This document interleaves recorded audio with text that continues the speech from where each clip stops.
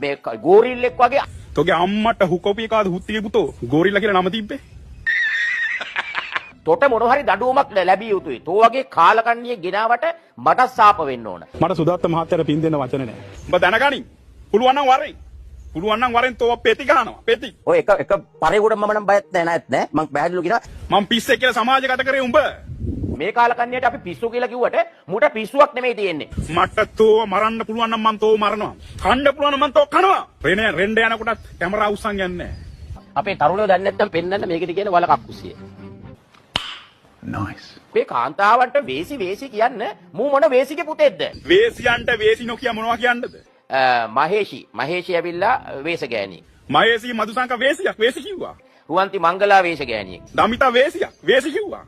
උඹ සජිත් උඩ තියාගෙන සජිත් ස්තෝත්‍ර ගායනා කරන්න ගත්තා. සජිත් තමයි නියම මිනිස්සයාගේ රට දය ගන්න හිතන මිනිසුන්ට ආදරය කරන දුප්පතාගේ හිතවතා කියලා ඕන්න කියන්න ගත්තා. ඊට පස්සේ සජිත් නිදහන් හොරා වුණා. සජිත් ප්‍රේමදාස යකෝ මට කතා කරේ. අනුර කුමාර ආගමක් දහමක් නැති රට කන්නේන කාලකන්ණියා කියපු අනුර කුමාර ඕන්න හොඳයි කියන්න ගත්තා. අනුර දිසානායක ජනාධිපතිතුමාට කියනවා මුගෙන් ප්‍රවේශම් වෙන්න. මු මල පෙරේත ඩොලර් වලට පෙරේතෙක්. ඔයාලට තියෙන ලොකු ප්‍රශ්නේ මේ YouTube එකට හම් වෙන ඩොලර්. බලපන්